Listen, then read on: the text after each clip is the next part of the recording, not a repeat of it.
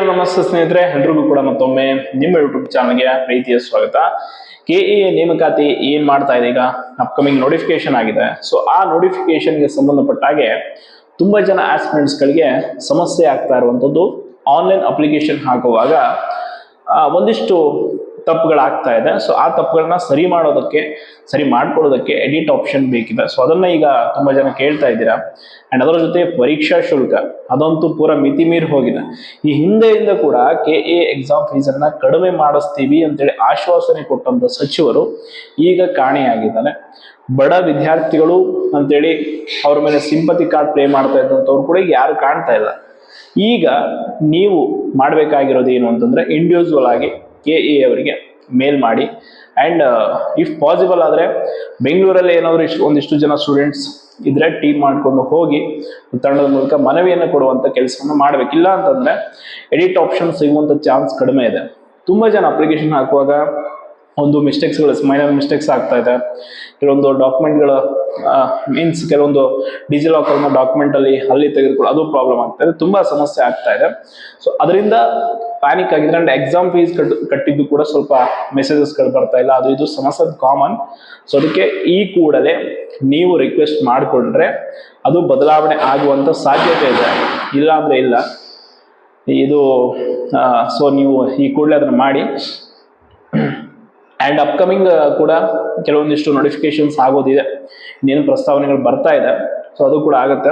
But ಒಂದಂತೂ ನಾನು clear ಆಗಿ ಹೇಳ್ತೀನಿ, ಇವತ್ತು ಬೆಳಿಗ್ಗೆ ಕೂಡ ನಾನು ಕಮ್ಯುನಿಟಿ ಪೋಸ್ಟ್ ಹಾಕಿದ್ದೆ. ಯಾಕೆ ಹಾಕಿದೆ ಆ ವಿಷಯ ಅಂತಂದ್ರೆ, ನನ್ನ ಮನಸ್ಸಿಗೆ ತುಂಬಾ ಬೇಜಾರಾಗೋಯ್ತು. ಒಬ್ಬ ಆಸ್ಪಿರೆಂಟ್ ಕಾಲ್ ಮಾಡಿ ಅದನ್ನ ಜೊತೆ ಮಾತಾಡಿದಾದ್ಮೇಲೆ ನನಗನ್ಸಿದ್ದಂಥದ್ದು, ನಾವು ಸದ್ಯಕ್ಕೆ ಏನಾದರೂ ಒಂದು ನೋಟಿಫಿಕೇಶನ್ ಆಗುವವರೆಗೂ ಅಟ್ಲೀಸ್ಟ್ ಒಂದು ಯಾವ್ದಾದ್ರು ಒಂದು ಪಾರ್ಟ್ ಟೈಮ್ ಫುಲ್ ಟೈಮ್ ಕೆಲಸ ಮಾಡಿಕೊಂಡು ಏನೋ ಮಾಡೋದು ಒಳ್ಳೇದು. ಯಾಕಂದ್ರೆ ಈ ಬಡ್ಡ ಸರ್ಕಾರ ವಿದ್ಯಾರ್ಥಿಗಳ ಪರವಾಗಿ ವಿದ್ಯಾರ್ಥಿಗಳ ನೋವನ್ನು ಅರ್ಥ ಮಾಡ್ಕೊಳ್ಳುವಂತ ಯಾವ ಕೆಲಸ ಕೂಡ ಮಾಡ್ತಾ ಇಲ್ಲ. ಅವ್ರ ಸ್ವಾರ್ಥನೇ ಹೆಚ್ಚಾಗಿ ಹೋಗಿದೆ. ಹಂಗಾಗಿ ಇವ್ರು ಏನ್ ಮಾಡ್ತಾ ಇದ್ದಾರೆ, ಯಾವುದೇ ಕಾರಣಕ್ಕೂ ಕೂಡ ಇಮಿಡಿಯೇಟ್ ಆಗಿ ಏನು ಆಕ್ಷನ್ಗಳನ್ನ ತೆಗೆದುಕೊಳ್ತಾ ಇಲ್ಲ. ಅದು ತುಂಬಾ ಸಮಸ್ಯೆ ಆಗ್ತದೆ. ನಾವು ದಿನಕ್ಕೆ ಬಂದು 1000 ಈ ತರ ಹೇಳ್ಕೊಂಡು ಕೂತ್ಕೊಳ್ಳೋದು, ನೀವು ಕೇಳ್ಕೊಂಡು ಕೂತ್ಕೊಳ್ಳೋದು ಅದ್ ಬೇಡ. ನೀವೇನಾದ್ರೂ ಒಂದು ದಾರಿ ಮಾಡ್ಕೊಳ್ಳಿ, ಅದರ ಜೊತೆ ಪ್ರಿಪರೇಷನ್ ಅನ್ನ ಶುರು ಮಾಡ್ಕೊಡಿ. ಹಂಗೆ ನೋಟಿಫಿಕೇಶನ್ ಆಗುತ್ತೆ. ನಾನು ಹೇಳಿದ್ನಲ್ಲ, ಈಗ ಸದ್ಯಕ್ಕೆ ಸರ್ಕಾರದವರು ಒಂದು ನಿರ್ಧಾರದಲ್ಲಿದ್ದಾರೆ. ಏನು ಅಂತಂದ್ರೆ, ನಾವು ನೆಕ್ಸ್ಟ್ ಬಜೆಟ್ ಇದೆಲ್ಲ ಹೊಂದಾಣಿಕೆ ಮಾಡ್ಕೊಂಡು ಮಾಡೋಣ ಅಂತ. ಅದನ್ನ ಹೇಳ್ತಾ ಇಲ್ಲ ಅಷ್ಟೇ ಅವ್ರ ಸತ್ಯವನ್ನ. ಸುಮ್ಮನೆ ವಿದ್ಯಾರ್ಥಿಗಳಿಗೆ ಹಾಸೆ ಹುಟ್ಟಿಸೋದು, ದಿನಕ್ಕೊಂದು ಸ್ಟೇಟ್ಮೆಂಟ್ಗಳನ್ನ ಕೊಡಿಸೋದು, ಇದೇ ಕೆಲಸ ಮಾಡ್ತಾ ಇದ್ದಾರೆ. ಹಾಗಾಗಿ ಪೊಲೀಸ್ ಇಲಾಖೆದು ಕೂಡ ಅಷ್ಟೇ, ನವೆಂಬರ್ಗೆ ನೋಟಿಫಿಕೇಶನ್ ಅಂತ ಹೇಳ್ತಿದ್ರಂತೆ, PC KSRP ಅದೆಲ್ಲ. ನವೆಂಬರ್ ತಿಂಗಳು ಬಂದೇ ಬಿಡ್ತೀವಿ, ನೆಕ್ಸ್ಟ್ ಮಂತೆ ಮಾಡ್ಬೇಕಲ್ವ ನೋಟಿಫಿಕೇಶನ್.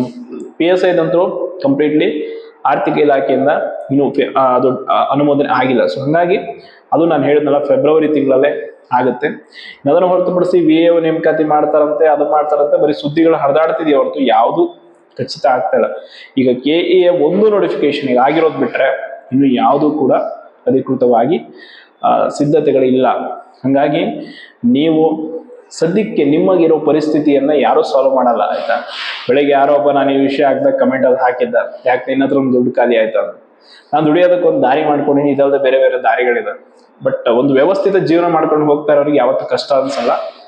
ಬಟ್ ತುಂಬಾ ಇರ್ತಾರೆ ಕೆಲವರು, ಅಂಥವ್ರಿಗೆ ಅದು ಖಾಲಿ ಆಗ್ಬೋದೇನೋ. ವ್ಯವಸ್ಥಿತವಾಗಿ ಆರ್ಥಿಕವಾಗಿ ಒಂದು ಶಿಸ್ತಿಟ್ಕೊಂಡವ್ರಿಗೆ ಯಾವತ್ತು ಹಣಕಾಸಿನ ಸಮಸ್ಯೆ ಆಗಲ್ಲ. ಬಟ್ ಮನೆಯಲ್ಲಿ ಪರಿಸ್ಥಿತಿ ತುಂಬಾ ಕಠಿಣ ಇರುತ್ತೆ ಪಾಪ ಕೆಲವರು. ಅಂಥವ್ರಿಗೆ ಏನೋ ಒಂದು ಸಜೆಷನ್ ಹೇಳ್ಬೇಕಿತ್ತು, ಅದನ್ನ ಹೇಳಿದ್ದೀನಿ ಅಷ್ಟೇ. ಯಾರ ಬದುಕನ್ನ ಯಾರು ನಿರ್ವಹಣೆ ಮಾಡೋಕ್ಕಾಗಲ್ಲ ಅಷ್ಟೇ. ಹೇಳ್ಬೋದು, ಕೇಳ್ಬೋದು, ಒಂದು ಸಲಹೆ ಕೊಡ್ಬೋದು, ಒಂದು ದಾರಿ ತೋರಿಸ್ಬೋದು. ಅದನ್ನ ಹೊರತುಪಡಿಸಿ ಆ ದಾರಿ ಕಂಪ್ಲೀಟ್ ಆಗಿ ಕೈ ಹಿಡಿದು ನಡ್ಸ್ಕೊಂಡು ಹೋಗೋಕ್ಕಾಗಲ್ಲ. ಸೊ ಇಮಿಡಿಯೇಟ್ ಆಗಿ ನೀವು ಎಚ್ಚೆತ್ಕೊಳ್ಳಿ. ಏನಾದ್ರೂ ಒಂದು ಚಿಕ್ಕದಾದ್ರೂ ಪರವಾಗಿಲ್ಲ, ಒಂದು ಮಾಡ್ಕೊಂಡು ಕೆಲಸನೋ ಏನೋ ಒಂದು ಮಾಡ್ಕೊಂಡು ಒಂದಿಷ್ಟು ಹಣ ಸಂಪಾದಿಸ್ಕೊಂಡು ನಿಮ್ಮ ಸದ್ಯದ ಪರಿಸ್ಥಿತಿಯನ್ನು ನಿಭಾಯಿಸ್ಕೊಂಡು ಮುಂದೆ ಹೋಗಿ. ಹಂಗೆ ಕೂತ್ಕೊಂಡ್ರೆ ಖಂಡಿತವಾಗಿ ಸಹಾಯ ಸಿಗೋದು ಕಷ್ಟ ಆಗುತ್ತೆ. ಅಂಡ್ ಎಲ್ಲದಕ್ಕಿಂತ ಹೆಚ್ಚಾಗಿ ಈಗ ಸರ್ಕಾರ ಕೊಡ್ತಾರೆ ಯುವ ನಿಧಿ, ಅದು ಕೆಲವರಿಗೆ ಬರ್ತಾ ಇದೆ ಅಂತ ಕೇಳಿದೆ, ಕೆಲವರಿಗೆ ಬರ್ತಾ ಇಲ್ಲ. ಅದು ಸಮಸ್ಯೆ ಆಗ್ತಾ ಇದಾವೆ. ನಾನು ಸರ್ಕಾರವೇ ಹಂಗಿದೆ, ಏನ್ ಮಾಡುದು. ನಾವು ಆಯ್ಕೆ ಮಾಡಿದಂತ ಸರ್ಕಾರ ಇವತ್ತು ನಮಗೆ ಆಯ್ಕೆಗಳನ್ನ ತೋರಿಸ್ತಾ ಇದೆ, ನೀವು ಅದು ಮಾಡ್ಕೊಳ್ಳಿ ಇಲ್ಲ ಇದು ಮಾಡ್ಕೊಳ್ಳಿ ಅಂತ. ಸೊ ಹಿಂಗಿದೆ ಪರಿಸ್ಥಿತಿ. ಯಾವ ಪ್ಯಾನಿಕ್ ಆಗಕ್ಕೆ ಹೋಗ್ಬೇಡಿ. ಇನ್ನೊಂದು ವಿಚಾರ ಅಂತಂದ್ರೆ ಈ ದೀಪಾವಳಿ ಹಬ್ಬದ ವಿಷಯದಲ್ಲಿ ನನಗೆ ವೈಯಕ್ತಿಕವಾಗಿ ಬೇಜಾರು ಅನ್ಸೋದು ಈ ಪಟಾಕಿಗಳನ್ನು ಹೊಡೆಯೋದು.